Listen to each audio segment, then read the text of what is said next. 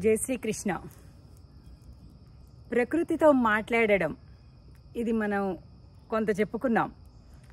నాకులాగా అందరికీ నచ్చుతుందా లేదా తెలియక నేను అడిగాను, కామెంట్ బాక్స్లో చెప్పండి అని. మంచిగా రెస్పాండ్ అయ్యారు. బాగుందండి, ఇలాగే చేద్దామండి, ఇలా మాట్లాడుకుందామండి అనే రెస్పాన్స్ చూశాను. చాలా హ్యాపీగా అనిపించింది. సో అంటే ఇది చాలా గొప్ప ఆనందం అనమాట. డివైన్ హ్యాపీనెస్ అంటారు కదా, ఆ డివైన్ హ్యాపీనెస్ ఎవరితో సంబంధం లేదు, మనకి ప్రకృతితోటే సంబంధం అనమాట.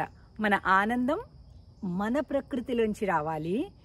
రెండు అర్థాలండి. మన ప్రకృతి అంటే మన చుట్టూ ఉన్నటువంటి ప్రకృతి అని ఒక అర్థం, ఇంకొకటి మన నేచర్ అని అర్థం, మన స్వభావం అని అర్థం.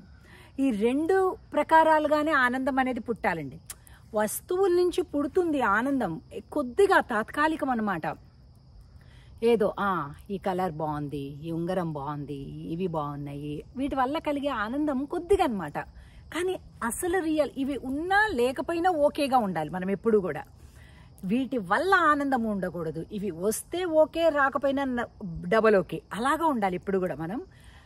ప్రధానంగా మన ఆనందం ఇప్పుడు కూడా ప్రకృతితో ముడిపడి ఉండాలి. సో ఇప్పుడు చూడండి, ఇలా అర్థమైంది కదా? ఏమర్థమైంది? ఆకుల మధ్యలోంచి సూర్యుడు నన్ను క్యాచ్ చేయడానికి చూస్తున్నాడు అనమాట. ఓకే, ఒకసారి ఇలాగా పలకరించేయాలి, మళ్ళీ మనం మామూలుగా మన పని మనం చేసుకోవాలి. ఆహా, ఎంత బాగా పలకరిస్తున్నాడు సూర్యుడు నన్ను, ఎంత ట్రై చేస్తున్నాడు నన్ను పలకరించడానికి, నన్ను ముట్టుకోవడానికి, దాగుడు మూతల్లాగా. అలాగా సూర్యుడితోటి, ఈ చెట్ల ఆకులతోటి ఇవి మనని ప్రొటెక్ట్ చేస్తుంటాయి. సూర్యుడు రావడానికి ట్రై చేస్తుంటాడు, మనం ఇటు వెళ్తుంటాం, అటు వెళ్తుంటాము. అంగ చూసారా? అలాగనమాట. ఇది ప్రతి ఒక్కటి మాట్లాడడం అనమాట. ఎవరితో మాట్లాడడం? ప్రకృతితో మాట్లాడడం. సూర్యుడితో చూసారా? డిస్టర్బ్ చేస్తున్నాడు, బాగా డిస్టర్బ్ చేయట్లేదు, ప్రేమిస్తున్నాడు, మనల్ని క్యాచ్ చేయడానికి ట్రై చేస్తున్నాడు అనమాట. అలాగా ప్రతి క్షణం కూడా మనం ఎక్కడున్నామో, ఏది చూస్తున్నామో దాన్ని మనం బాగా ఆస్వాదించాలి, ఆనందించాలి, ప్రకృతితో పలకరిస్తూ ఉండాలి. ఇప్పుడు చూడండి, ఇది ఇలా ఉందా? ఇది ఒక పెద్ద ఏంటంటారు, దృఢశాలి మల్ల యోధుల్లాగా అనమాట. ఎంతో బాగుంది చూడండి కదా. చాలా ఇట్లా రెండు చేతులు చాలటం లేదు, ఎంత పెద్ద చెట్టు కదా.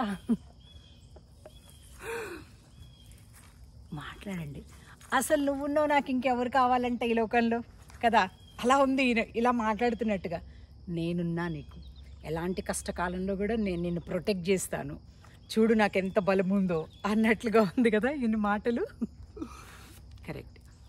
అలాగా ఎప్పుడూ కూడా ప్రకృతితో మమేకమయ్యి మనం మాట్లాడుతూ ఉండాలి, పలకరిస్తూ ఉండాలి, ఆనందిస్తూ ఉండాలి.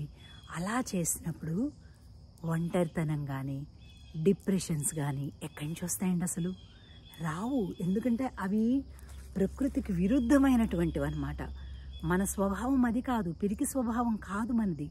మనది ధైర్య స్వభావం కదా, ఆనంద స్వభావం. జీవుడి యొక్క సహజ స్వరూపం ఏంటి?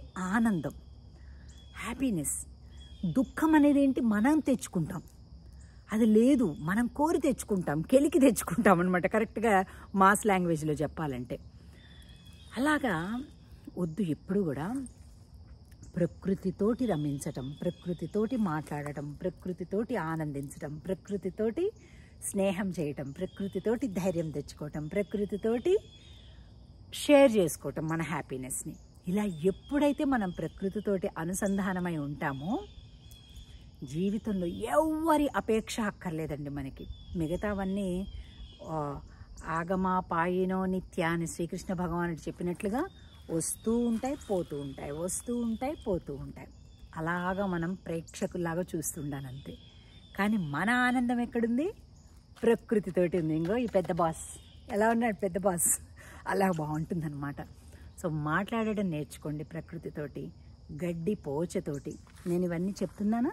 ఈ కింద గడ్డి చూడండి, అలాగా వింటున్నాయి అనమాట. ఇలాగా వెలగుందే అని వింటున్నాయి అనమాట. అన్ని ఇట్లాగా గడ్డి మొలకలు పొడుచుకున్నట్టుగా ఉన్నాయి, వింటున్నాయి అన్నమాట. సరేనా? ఇలా పలకరించడం నేర్చుకోండి, ఇలా పలకరించడం ప్రారంభించండి. ఆల్రెడీ కొంత చేస్తున్నట్లయితే ఇంకా దాన్ని పెంచండి. జై శ్రీకృష్ణ.